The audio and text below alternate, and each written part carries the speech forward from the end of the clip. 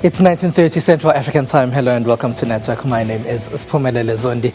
South Africa's digital migration deadline is June 2015. As many African countries migrate to digital, tonight we ask media monitoring Africa what they think is holding up South Africa.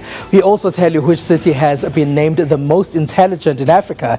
The IAB Digital Summit also took place in Johannesburg on Thursday. We'll tell you how things went over there. We are live. Find us on SABC Network on Facebook and Twitter. It's News Network at SABC. abc.co.za on email. Let's start with your technology and social media news.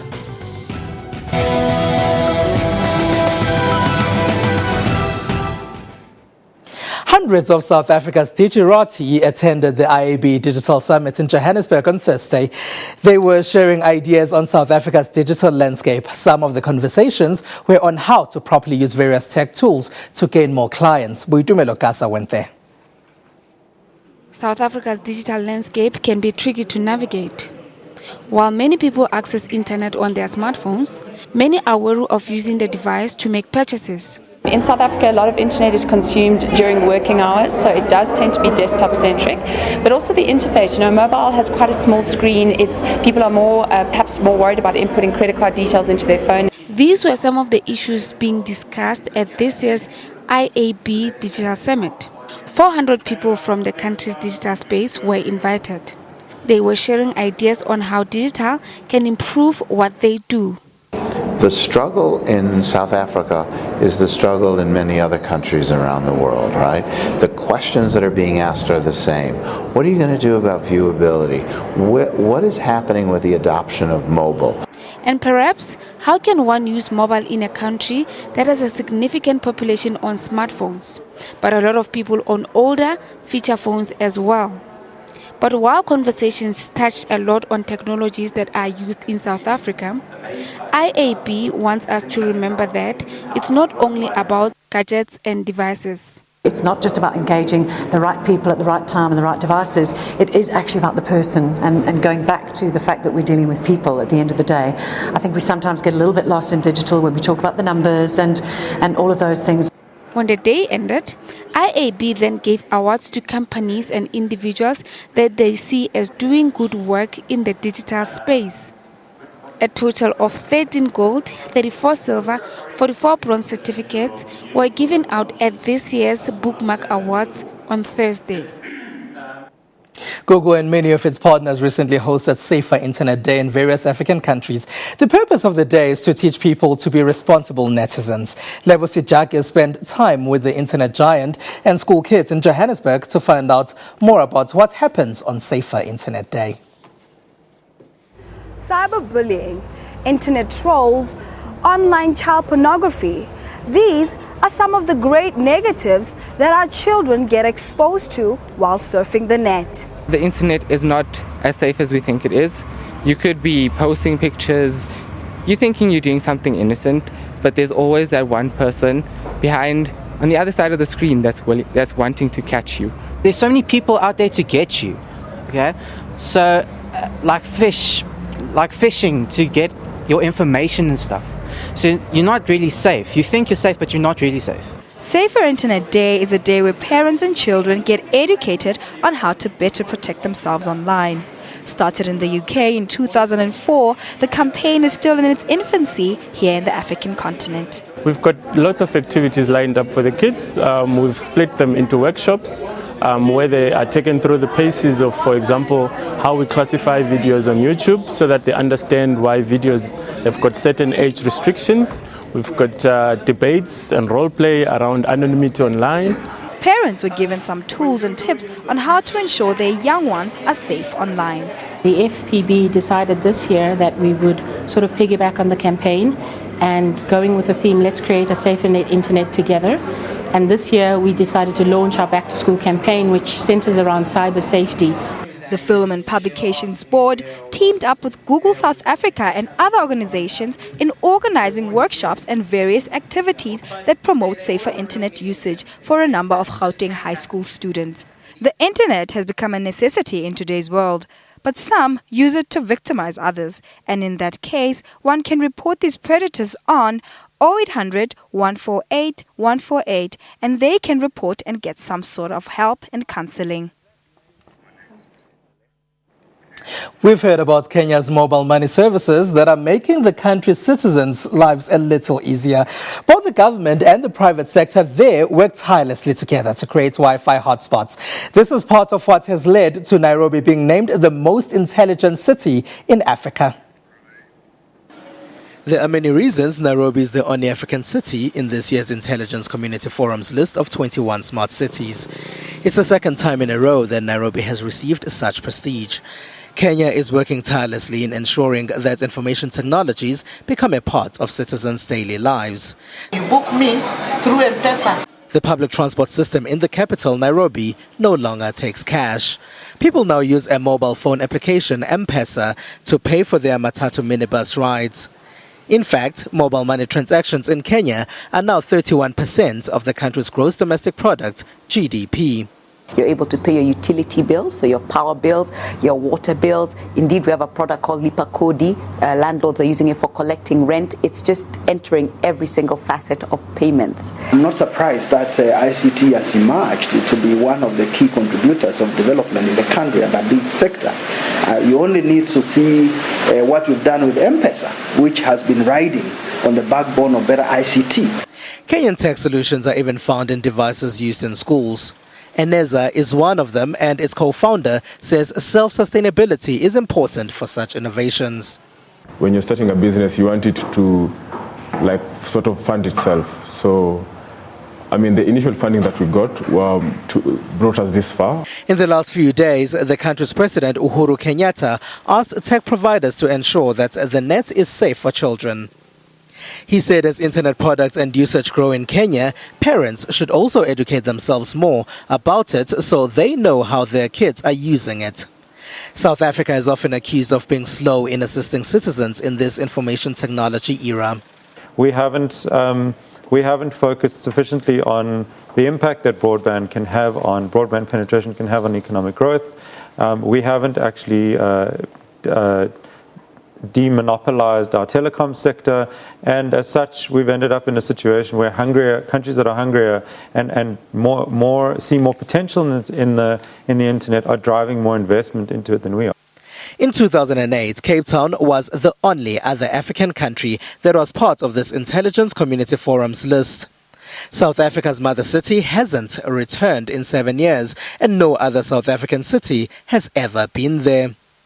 Poor and expensive internet connection here at home could be another reason South African cities fail to get the prestige that cities like Nairobi receive in the world of tech innovation. Kenya announced last year that they have the fastest broadband on the planet per individual citizen. How have we managed to fall behind that? Apart from being fast, Kenya's internet connection is the second cheapest in Africa after the Gambia. Because of this, the East African countries' innovators are even working harder. We're starting to look into what else can be done in the tech space given the resources we now have. So we're seeing a lot of insight into Internet of Things. We're seeing a lot more of people trying to look into hardware as well. South Africa does top other lists, like having the most smartphones in Africa or being the most tweeting country on the continent. But the challenge now is for the country to move from consuming innovations that come from other parts of the world and be more aggressive in creation, promotion and usage of innovations that come from South Africa. The other big challenge is for South Africa to make internet connection more affordable and create more open, public Wi-Fi hotspots in order for cities here at home to re-enter lists like the Intelligence Community Forums. SABC Network on Facebook and Twitter, it's newsnetwork@sabc.co.za and email. After the break, we talk digital migration. Stay with us.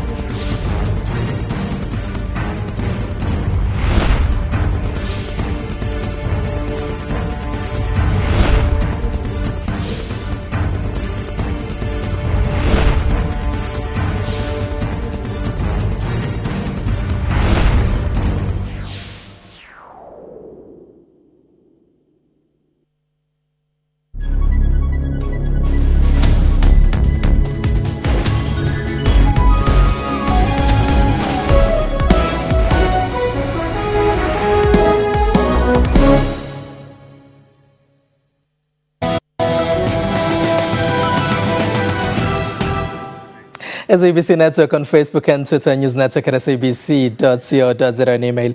Thank you for joining us. Kenya is currently having a big digital migration discussion. This is after the country's communication authorities switched off stations that were still broadcasting on analog in the last week. There are those who feel turning off 3 popular TV stations that failed to meet the digital migration deadline hinders competition. Kenya's digital migration deadline was 31 December 2014. This means that all TV stations in the country were supposed to have moved to a clearer digital picture that also offers better signal. But some private stations, KTN, Citizen, NTV, and its subsidiary QTV, had not made the switch. Instead, they went to court to buy themselves more time. They were granted that until the Supreme Court ruled that digital migration must continue, which led to the TV stations being switched off by the Communication Authority. The only alternative left to us to enforce the law was to go and get the search warrants and go and switch off the analog transmitters. Digital migration is an international process believed to open up broadcasting landscape and increase the number of television stations that can be available. This will offer a bigger variety of content to TV viewers. As government, we have made the decision again in response to the development of technology, in response to the needs of the people of Kenya, in response to the imperatives of ensuring that there's variety in broadcasting, opening up and liberalizing the broadcasting space for all other players to come in. We have passed a policy that we will migrate from analog to digital broadcasting, not later than, of course, the given world deadline of 17th of June 2015. So we are not going back to analog broadcasting. Some accuse the Communication Authority of flouting regulations and lacking transparency in the issuance of digital broadcasting signal distribution licenses. Digital broadcasting licenses have only been given to 2 firms, state-owned Signet and Pan-African Network Group, a Chinese company. The government has also called the media houses' refusal to migrate cartel behavior and warned that actions would be taken if they do not comply. We are not going to be intimidated and we will not be blackmailed. And they had better come to terms with this reality. We are not going back on digital migration.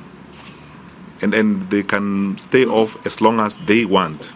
We are not going back on digital migration. They had better get that loud and clear. We are not going back. Some people are now complaining about missing their favorite TV shows and say they have not been educated enough about the digital migration process. I cannot say that I understand what's happening with the government or what they are thinking. I don't know what they're planning, but on my side, I'm just miserable because we can't watch anything. Well, I think those stations should comply with what the government wants or what the court ruling said. I believe that since I have a digital set box or decoder, I would not have any effect when they shut the signal down for local channels. So I don't feel okay because we are going to pay for the decoder services, or are we going to pay for local channels?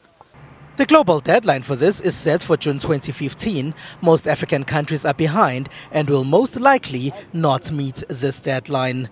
One of those countries behind schedule is South Africa. As the insert explains, we don't know when South Africa will ditch analog broadcasting. Joining us in the studio to give us a bit of analysis on why South Africa is so far behind in the digital migration process is Thandi Smith-Berry from Media Monitoring Africa. Hello, and thank you for being a part of our network, Thandi. Hi, thank you. Do you think that South Africa is going to meet the June 2015 deadline? No, it's very unlikely that we will meet that deadline. The reasons for it? Well, it's a very complicated process, so there are a lot of reasons why we haven't met the deadline. But at this stage, it's still a lot of policy issues that haven't yet been finalized. So. Could you just tell us, because there are a lot of players that are involved in all of this, which one of the players is the biggest culprit? That's a difficult question. I don't know if you can really say which is the biggest player, that is, or the biggest culprit, because as we see the players interlink with their issues, but we have seen government and your corporations as well, which is quite unique to the South African context, but government definitely. Is it shocking that other African countries are now way ahead of South Africa here? Well, I think that it is quite surprising because one would expect South Africa to be one of the leading countries that are completing the process adequately. But we do also have quite a unique context politically, which is it really a surprise? I don't know. There was a lot of talk about the digital migration process at some point. Do we know when it all started slowing down for South Africa? Well, I don't know if it's really slowed down because I don't know if it really got the momentum it needed to get to an adequate point of saying, well, we're getting there. There's been years of policy changes and multiple ministers making different decisions, and we have definitely seen a slowdown in the last 2 years or so where we have the equipment, we've got the digital broadcasting, we're ready, but it's more policy issues that are hindering the process at the moment. Some of the people spoken to on that insert in Kenya say they haven't been educated enough about the digital migration process. They're not sure what's to happen now. Do you think South Africa has been educating people enough about the process here at home? Do people know what the process is?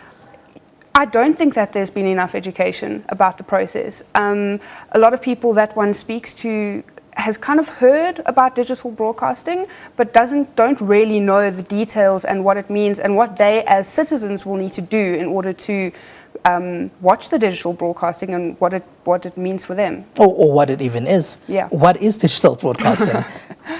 Digital broadcasting is the switch over. We currently broadcast in analog, like the insert said as well, and it's really about the signal distribution. Going from an analog broadcasting to digital using terrestrial towers. So the frequencies become much smaller, meaning that there's a bigger variety, much more space to be able to broadcast programming. It also means that the analog signal then frees up and we can utilize that analog signal for many other ICT industries. So should South Africa not meet the June 2015 deadline, as we are now realizing that it's highly likely not to meet the deadline? What's to happen? Will then South African TVs just go off? I don't think they'll just go off. What it does mean though is the analog signals will not be protected any longer. So it is quite a technical process, but our analog frequencies will no longer have the protection that they need. So there can be interference. A protection that they need? Well, protection over the interference of the signals. Basically, all the analog frequencies will then be open. We've also heard several conversations. One was on set-top boxes. Should they have a remote? Should they not have a remote? Is that really important? I think the biggest issue with the set-top boxes at the moment, and that we have seen recently in the last 2 years or so, is the conditional access. And that's about the encryption of signals or not. And that's really been one of the biggest issues that have hindered the policy process of digital migration. We've seen the minister coming out a couple of days ago countering the decision already made about conditional access, and that all of those detail have implications on whether there's a remote or not, and it is a big issue as well, because every little change or every little thing that happens to the set-top box means more or less money as well. Is South Africa alone in not meeting this deadline? No, we're not alone. There are other countries that haven't met the deadline yet, but we are very far behind. And you are definitely adamant that it will not happen, we will not meet it. Countries like Tanzania, Kenya and others are definitely way ahead of us. Yes. All right. Thandi Smith-Berry from Media Monitoring Africa, thank you very much for being a part of our network tonight. All right. Now, after the break, we'll tell you why there's a clear sign that Apple is thinking of manufacturing its own car. It's SABC Network on Facebook and Twitter.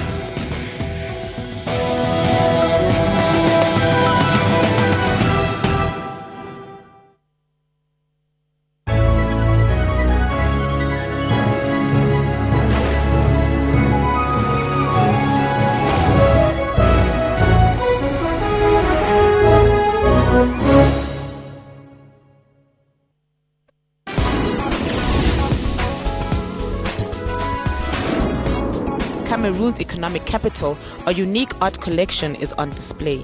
Titled Yesterday's Memory, Tomorrow's Memory. We are trying to preserve this heritage despite many things that have changed in the designing, embroidery and the model. If I'm telling you, you don't like it, I call it defeat. Join Musam Khalipi on Afro Showbiz every Saturday at 19:30 CAT.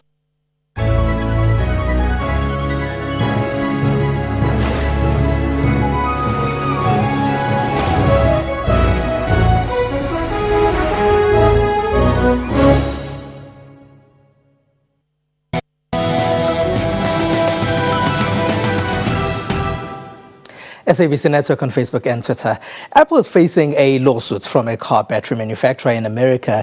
A123 says the smartphone manufacturer is trying to poach staff members working on some of its most critical projects. This could also be a clear sign that Apple is really working on manufacturing a car. In court papers, car battery maker A123 says there is evidence that Apple may be developing a car. This is because it suspects the iPhone maker of poaching some members of its car battery division for a large-scale project.